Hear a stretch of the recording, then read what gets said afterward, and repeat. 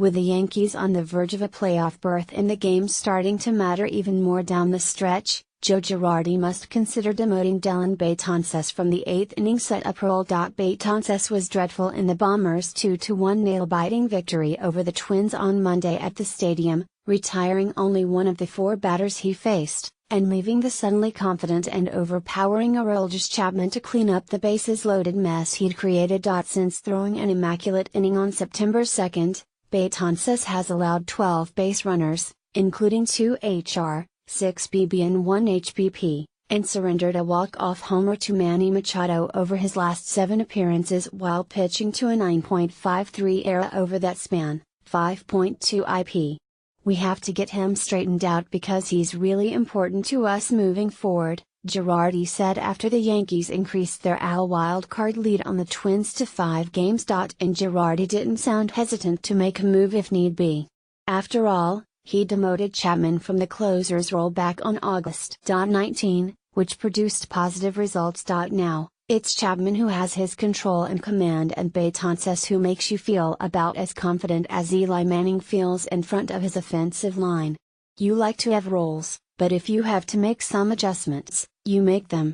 That's the bottom line, the manager said. Betances, who had a 9.64 ERA in the final month of the year last season, opened the 8th by hitting Eduardo Escobar.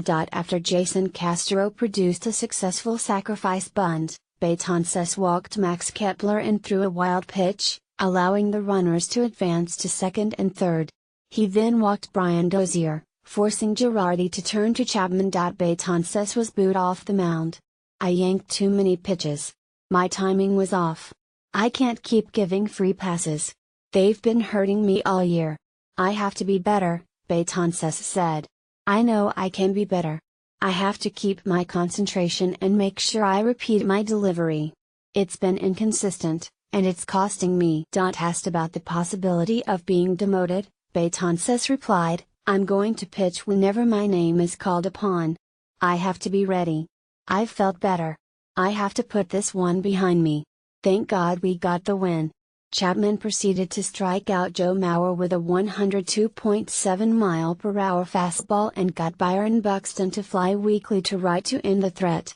The 29-year-old flamethrower then pitched a 1-2-3 ninth, punctuating a stellar 5-out save by fanning Escobar with a 103.7-mile-per-hour heater.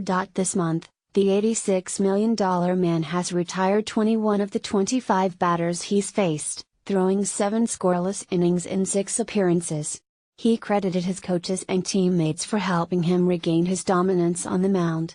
Sometimes you try to do too many things at the same time, and sometimes that doesn't help, Chapman said through a translator.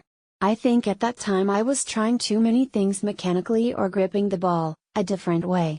I think that's why it was a little tough for me to get back on track. The Red Sox kept their AL East lead at 3 over the Yankees with yet another extra inning win at Camden Yards, making it look more and more likely that the Bombers will face these same Twins in the wild-card game come October 3. Luis Severino, who has a 2.09 ERA in the second half, looks like he's going to start that matchup, and said he'll be ready if called upon. The Bombers scratched a pair of runs off Irvin Santana, the likely candidate to oppose Severino in that do-or-die contest, courtesy of Aaron Judge's 44th homer of the year, and 7th this month, and Todd Frazier's sacrifice fly. Jamie Garcia delivered 5.2 dominant innings of 9 strikeout ball in which he yielded only 1 unearned run.